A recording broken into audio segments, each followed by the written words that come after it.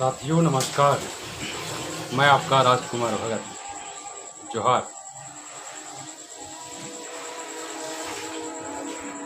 आप आज देख रहे हैं मैं आपके बीच से फिर प्रस्तुत हुआ हूँ YouTube चैनल के माध्यम से। आपसे पुनः रिक्वेस्ट है, मेरा निवेदन है, आप मेरे YouTube चैनल को सब्सक्राइब करें। क्योंकि नया चैनल, सब्सक्राइबर चाहिए, लाइक चाहिए और शेयर भी करने का कृपा करें। हमारे जितने भी साथी हैं, मित्र हैं, जो हमें चाहने वाले हैं, उन सभी से मेरा निवेदन है ताकि मेरा हौसला बुलंद हो और मैं प्रत्येक दिन आपके समक्ष आऊँ और अपने क्षेत्र, राज्य और देश की तमाम जो मुद्दा है, ये ज्वलंत मुद्दा है, जो अपनी अधिकार की बात है, वो मैं आपके समक्ष लेकर के आऊँ, पर्दाफाश करने का काम करूँ। चलिए साथियों, कुछ चर्चा कर लेते हैं। आप बीते दिन भारत की जो मंदिर है, न्याय का मंदिर, जो सांसद भवन है, वहाँ पर जो हमारे 543 सांसद महोदय का जो जुटान होता है, उस मंदिर में एक बात आई, एक चर्चा हुआ। हमारे भाजपा के सांसद और शायद मंत्री भी हैं, अनुराग ठाकुर नाम है उनका। उन्होंने विपक्ष के नेता राहुल गांधी से उनकी जाति जानने का प्रयास किया है, जाति पूछा है। तो अनुराग ठाकुर जी से हम कहना चाहते हैं कि अनुराग ठाकुर जी, अगर किसी की जाति जानने का इतनी आप इच्छा रखते हैं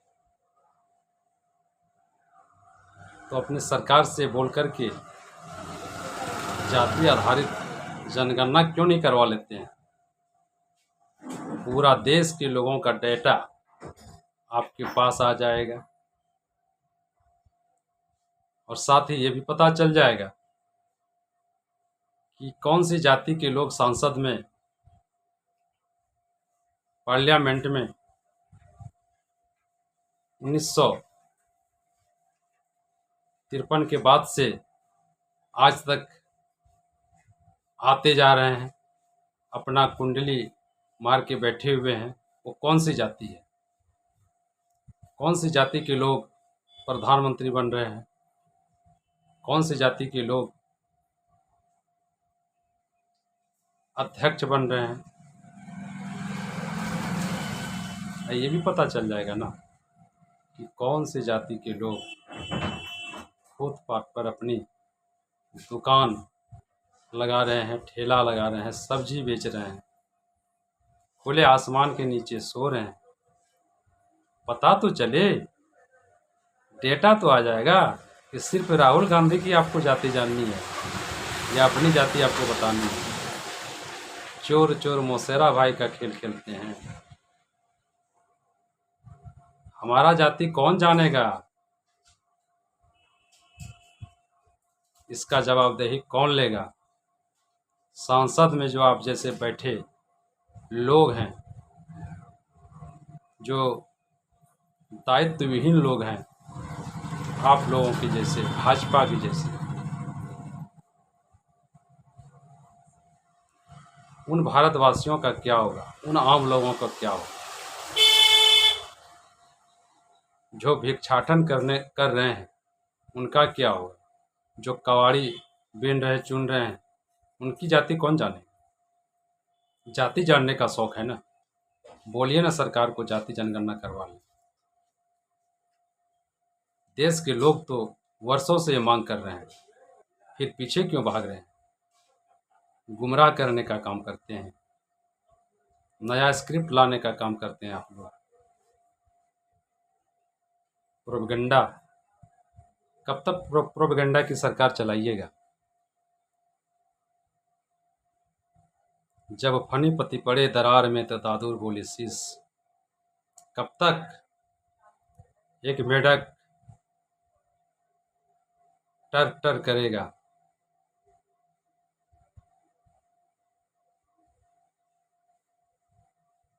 आप लोगों को जवाब देना होगा।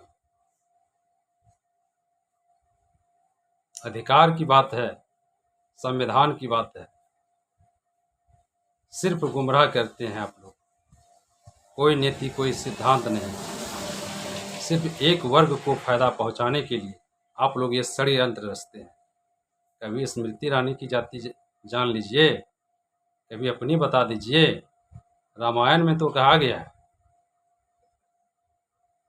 महाभारत में भी कहा गया है, परशुराम ने जब छत्री विहीन कर दिया था इस धरती 21 बार, छत्री था नहीं, छत्रानी बची हुई थी, उनका हश्र क्या हुआ था? छत्री कैसे आए? आप छत्री हो या ब्राह्मण हो, बताओ अपनी जाति, जवाब दो। उस रामायण को, उस महाभारत को, उस लिखने वाले राइटर को पूछ रहा है, जाति जानना है, डीएनए टेस्ट करा लीजिए ना, कि राहुल गांधी कहाँ से आए हैं, आप कहाँ से आए हैं, और लोग कहाँ से आए हैं, आपके वंशज कहाँ से थे, भारत में जो बहुजन है कहाँ से हैं। है हिम्मत? हिम्मत नहीं है ना, नहीं होगा, कभी नहीं होगा। करवाइए डीएनए टेस्ट, देखा जाएगा कौन कहाँ से आया है, यूरेनेशिया से आया है कि वो भारत के मूल निवासी हैं। कभी हिम्मत नहीं होगा ना, सिर्फ गुमराह करते हैं, गाय गोबर मंदिर मस्जिद के नाम पर लड़वाते हैं, स्टूडेंट को भड़काते हैं आप लोग। आज क्या हो रहा है पाकुड़ में, झारखंड का जो पाकुड़ जिला है, क्या हो रहा है? यहाँ के जो आदिवासी मुख्यमंत्री हैं, इलेक्शन के पूर्व इनको बदनाम करने के लिए जमीन का जो है मामला, झूठ मूठ मक्का मामला उछाल करके इनके ऊपर जो है मामला लाद करके इनको जब ज़बरदस्ती अरेस्ट किया गया, जेल में डाला गया, ताकि चुनाव, लोकसभा का चुनाव ना जीत सके, बदनाम हो जाए। जब ये षड्यंत्र काम नहीं किया, फेल्योर हो गया, आदिवासी उसी हेमंत सोरेन के साथ इंटैक्ट रहे, बहुजन लोग इंटैक्ट रहे, तो फिर एक नया शिव गोपाल छोड़ रहे हैं। कुछ आदिवासी को, कुछ मुस्लिम को बहला फुसला करके जो है ये एजेंडा आप लोग सेट कर रहे हैं। आज तक नहीं होता था झारखंड में आदिवासी और मुस्लिम में लड़ाई, हॉस्टल में छात्र के साथ। चुनाव नज़दीक है, विधानसभा का 2 महीना बचा हुआ है, या जब आप लोग करवा लें, तो ये एजेंडा चलाए हुए हैं। उसमें हमारे वैश्य समाज के लोग जो छोटा छोटा व्यवसाय करते हैं, उनको भी गेहूं के साथ में पीस रहे हैं मिला करके। उनका क्या होगा? जो आप लोगों के झांसे में जो आरएसएस के लोग जा कर के बढ़िया समुदाय के यहाँ, वैश्य समुदाय के यहाँ हरदम भोजन भी करता है, और उनके खिलाफ षड्यंत्र उन्हीं के माथे पर बोझ करके निकलता है, ताकि हिंदू मुस्लिम, वैश्य और मुस्लिम में भिड़ंत हो जाए, उग्र हो जाए, इधर हम धर्म का माल छाकते रहें। इसमें नुकसान किसका है? वैश्य समुदाय का ना। सबसे बड़ा ग्राहक कौन था, कौन रहा है, कौन है?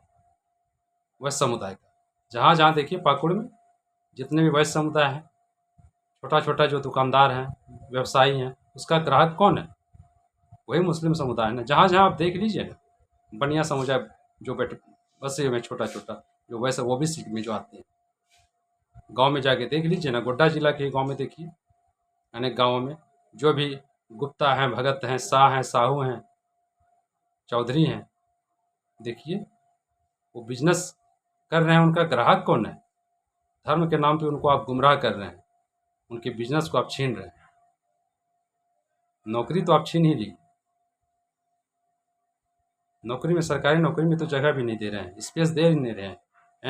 NFS लगा के हटा दे रहे हैं, तो कहीं वैकेंसी नहीं दिलवा रहे हैं, कहीं जो स्थानीय नीति में जो है बहुत बड़ा झोल लगा दिए हैं आप लोग। झारखंड में क्या किए? दुमका में देख लीजिए ना, दुमका का ओबीसी क्या करेगा? 7 जिला जो शून्य किया गया है झारखंड में आपके सरकार के द्वारा, बाबूलाल मरांडी ने 2000 ईस्वी में किया था। अटल बिहारी वाजपेयी प्रधानमंत्री थे उस समय। यहाँ का 7 जिला को शून्य कर दिया झारखंड में, 27% आरक्षण को 14% कर दिया गया। और दुमका में तो ओबीसी के लिए 0 है। ओबीसी का छात्र क्या करेगा वहाँ? कोई वैकेंसी आएगा, एक भी ओबीसी को नौकरी मिल पाएगा? 10% ओबीसी को EWS को चला जा रहा है, 60% चला गया, 40% जो बचा हुआ है ओपन, वो बाहरी लोग आ जा रहा है। बाहरी लोग बड़े बड़े इंस्टीट्यूशन में जो है कोचिंग में जो पढ़े लिखे होते हैं, तैयारी किए रहते हैं, वो हमारा जो गरीब समुदाय ओबीसी का है, मध्य वर्ग का है, वो तैयारी अपना घर परिवार में रह करके किया है, उनको सही ढंग से तैयारी करने का मौका भी नहीं मिला। काम करेगा, पेट पालेगा कि तैयारी करेगा? कहाँ से वो कंपटीशन में उसका सामना कर पाएगा? 40% में जनरल में उनको घुसेड़ दिए हैं। आपने एक कंडीशन लाया था ना EWS में कि जिनको पूर्व से आरक्षण नहीं मिल रहा है उसको आरक्षण मिलेगा, तो पूर्व से दुमका में ओबीसी को आरक्षण नहीं मिल रहा है, तो EWS में 10% में उसको जगह दीजिए। क्यों नहीं दिए? क्यों फिर आप हाई कोर्ट में जाके PL दर्ज कर दिए, मामला लेकर चले गए? सरकार ने तो कोशिश किया ही था, जिस 7 राज्य में जिला में जो है, 7 जिला में झारखंड में जो है ओबीसी को आरक्षण नहीं है, वो EWS के अधीन लाया जाए।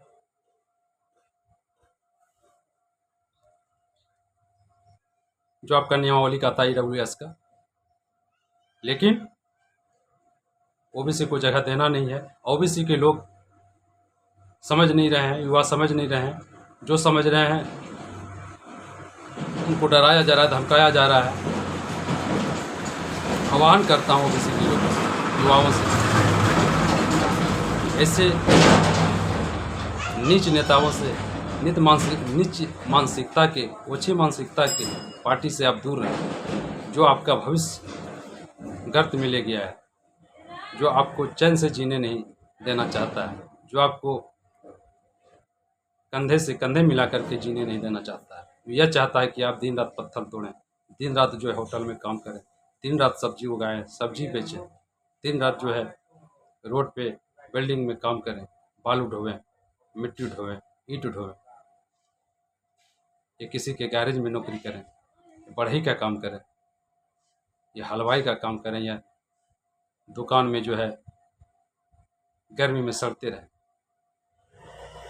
अब तो ढंग से बिजनेस भी नहीं करने दे रहे हैं। जहाँ इनका बिजनेस चलने वाला है, वह समुदाय का, बनिया समुदाय का, अब धंधा को भी चौपट कर, धंधा में भी जो है आपने सेंधमारी कर दिया, घुसपैठी कर दिया आपने।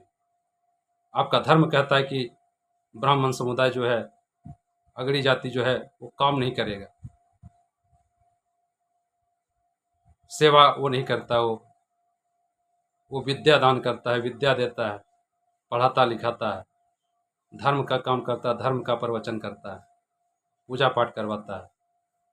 तो फिर दक्षिणा भी आप ही लीजिए, दान भी आप ही लीजिए, बिजनेस भी आप ही कीजिए। देवघर मंदिर के बाहर क्या हो रहा है?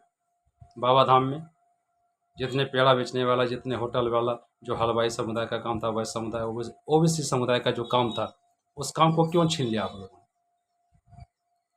सभी ओबीसी कांवर लेकर के वहाँ जाएंगे, और ओबीसी समुदाय को मंदिर के बाहर से आप भगा दे रहे हैं।